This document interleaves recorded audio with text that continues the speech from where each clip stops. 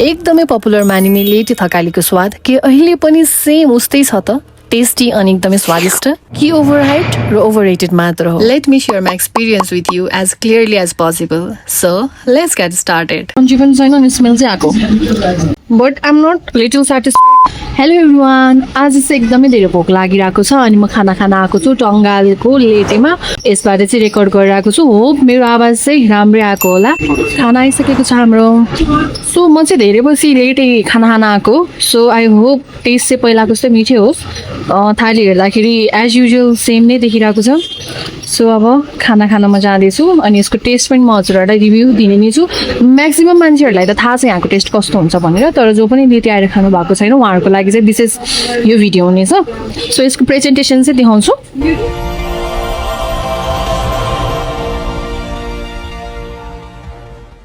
So मैले चाहिँ boiler चिकनको खाना सेट अर्डर गरेको छु. सो यहाँ चाहिँ हाम्रो चिकन थालीमा दही पनि आउँछ. मेरो फेभरेट मसरुमको तरकारी पनि रहेछ भेजमा. सो मलाई चाहिँ एकदमै मनपर्छ मसरुमको तरकारी. अनि थकालीको दाल एज युजुअल एकदमै बाक्लो छ यो कालो दाल. But I am not little satisfied with the achar of यो मुलाको. है मुलामा चाहिँ आई गेस यो खुर्सानी मात्रै छ, खुर्सानी र मुला थिचेर दिनुभएको. सो ठिकै छ, अप्सन्समा अरू अचारहरू पनि छ. So guys first bite.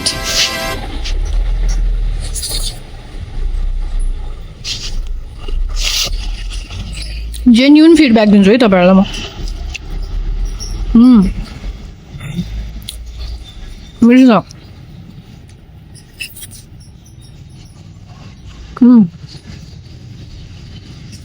Just पुरानै टेस्ट है.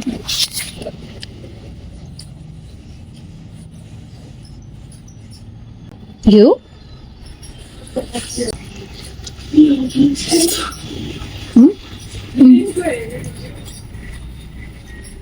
पुरानै टेस्ट छ.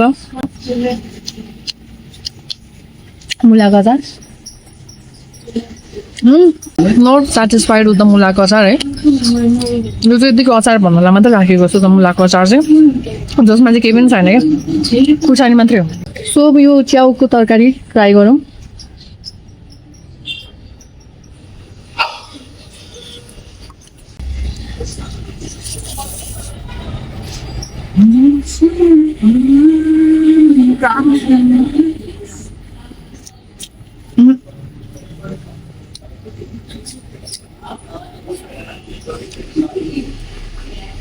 च्याउको तरकारी ठिक ठिकै छ. गुन्द्रुकको अचार दामी. अब अरू त एज युजुअल भइहाल्यो. ओके गाइज, अब चाहिँ म मजाले मेरो खाना इन्जोय गर्छु. तपाईँहरू पनि यो भिडियो हेरेर यदि खाना साथमा छ भने खाना खाँदै इन्जोय गर्नु होला है त.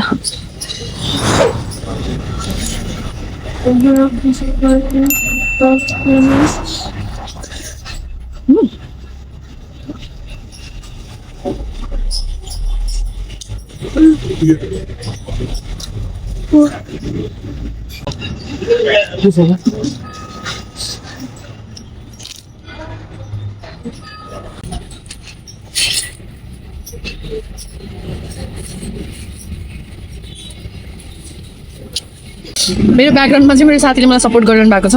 अब मेरो काइन्ड अफ टेक्निकल असिस्टेन्ट. अब अहिले त थकाली रेस्टुरेन्टहरू एकदम धेरै नै छ होइन. अब योभन्दा पनि अलिक बेटर टेस्टहरू भएको थकाली कति छ क्या. अब हामी नर्मल रेस्टुरेन्टमा नि खान जान्छौँ भने त्यहाँ पनि हामीले थकाली टेस्ट पाउँछौँ कि त्यो हिसाबले चाहिँ अब लेटेको टेस्टमा चाहिँ डिग्रेड चाहिँ भएको है गाइस. पहिला आएर खाँदाखेरिको अब जुन तरिकाको टेस्ट थियो, खानको मजा थियो, त्यो चाहिँ अहिले अलिकति कमी भएको हो भन्ने चाहिँ मैले फिल गरेँ. तर ओभरअल खाना मिठै छ.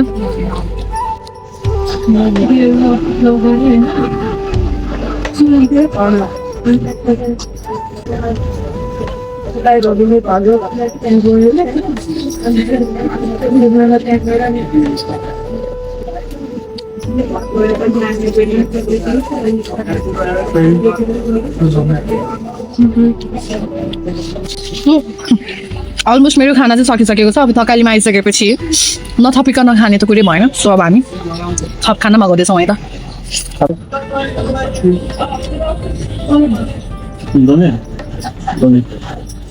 सो दाल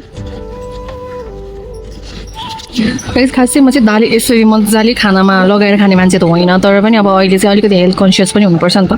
सो ग्रेभीसँग मात्र भन्दा पनि दालसँग पनि खाना खायो भने चाहिँ मोर हेल्दी है।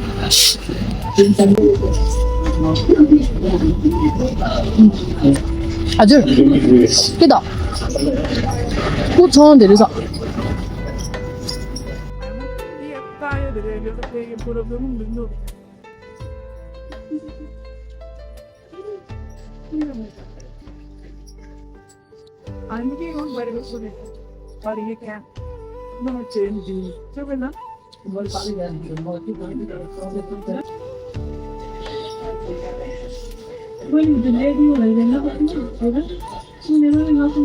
गाइस तर हो मेरो साथीले भर्खरै भनेको पापड अलिकति स्मेल आएको छ भनेर भनेको थियो, तर यो हल्का स्मेल चाहिँ आएको रहेछ। काइन्ड अफ त्यस्तो क्रन्ची पनि छैन अनि स्मेल चाहिँ आएको। लिटिल चाहिँ एकदमै धेरै सुधार्नु पर्ने मैले देखिरहेको छु है हरेक कुरामा।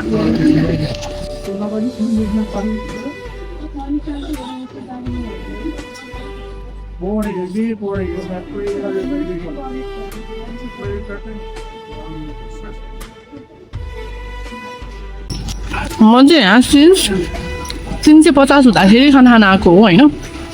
अब अहिले त तपाईँहरूलाई पनि थाहा छ होला, अहिले चिकन थाली सेट्सको अलमोस्ट 500 नै हो। यहाँको प्राइस 350 हुँदाखेरि म जस्ट खाना आउँथेँ क्या यहाँ। अनि पहिलाको खाना र अहिलेको खाना यदि कम्पेरिजन गर्ने हो भने चाहिँ अलिकति डिफ्रेन्स चाहिँ छ, भास्ट डिफ्रेन्स चाहिँ छ। पहिलाको जस्तो टेस्ट भनौँ, पहिलाको जस्तो क्वालिटी भनौँ, त्यो चाहिँ अलिकति मिस छ है लेटेमा अहिले।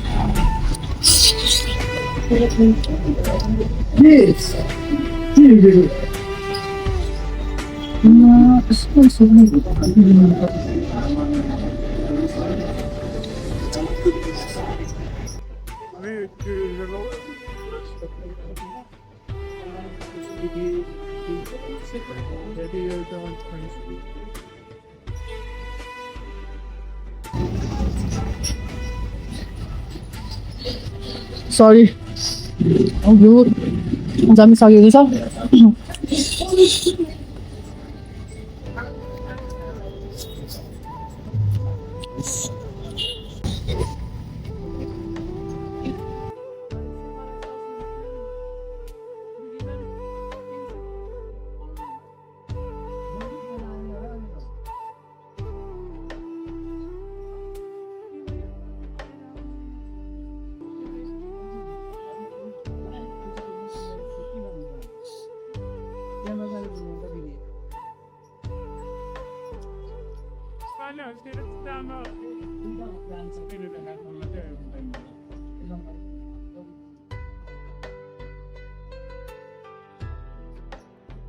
अलमोस्ट खत्तम नै छ है खाना।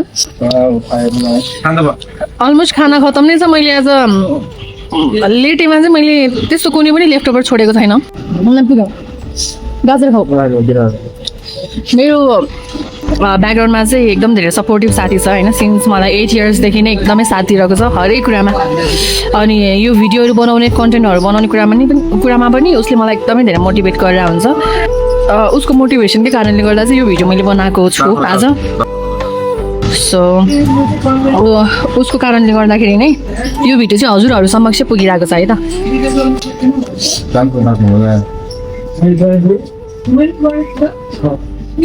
दही हो न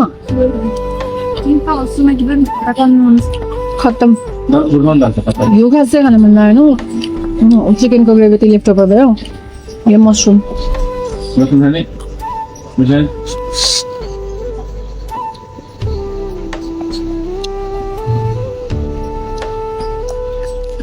तपाईँहरूलाई म चाहिँ कति कुरा गर्दा कति कुरा गरेको भन्नुहुन्छ होला खाना पनि। खास मेरो चाहिँ आज मुकबाङ भन्दा पनि गफबाङ हो क्या। गफबाङ प्लस मुकबाङ खाने र हजुरहरूसँग कुरा गर्ने हो। किनभने दिस इज माई फर्स्ट थाली मुकबाङ नि त हजुरहरूको अगाडि। सो अलिअलि इन्ट्रो पनि हजुरहरूलाई यो भिडियो मार्फतै दिइहालेको हो। सो ओभरअल अब म यसको चाहिँ तपाईँहरूलाई के भन्छु भन्दाखेरि पहिलाको जस्तो टेस्ट छैन लेटेमा।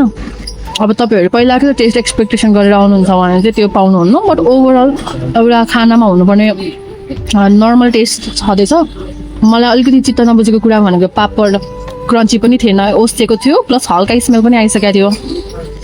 अनि यो मुला गजार हेर्नु है, मुला गजार चाहिँ खुर्सानी मात्रै हो मुलामा, नुन पनि लागेको छैन, खुर्सानी मात्रै छ, खुर्सानी र मुला मात्रै थिचेर दिनुभएको छ। सो ओभरअल ठिकै छ। सो 10मा चाहिँ म लिटेला आजको दिनमा आइदियो रेट गर्ने हो भने चाहिँ म 10मा चाहिँ 6 दिन्छु। खाऊ न यही त दिएको। सो गाइस खाना खाएर हाम्रो चाहिँ अब सकिसकेको छ। अब लेटेमा यदि हजुरहरू खाना आउनुहुन्छ भने कति धेरैजनाले त खाइरहनु भएकै होला। अब जसले पनि अब खानु भएको छैन होइन, जसले पनि अब ग्याप राख्नु भएको छ लेटेमा खाना खानलाई, थुप्रै भइसक्यो खाना नआउनु भएको भन्नुहुन्छ भने चाहिँ ओभरअल मैले हजुरहरूलाई यहाँको फिडब्याक चाहिँ सुनाइसकेको छु। अब त्यो हेरेर चाहिँ हजुरहरूको अब आफ्नै विचार हुन्छ आउने नआउने। सो आजको भिडियोमा चाहिँ यति नै हो। सो थकाली लेटीमा आएर चाहिँ मैले खाना खाएँ, यहाँको एक्सपिरियन्स मलाई ठिकै लाग्यो। सो ओके गाइस, आजको मुकबाङ प्लस गफबाङको भिडियो चाहिँ यहीँ एन्ड गर्छु है त। Thank you for watching, by.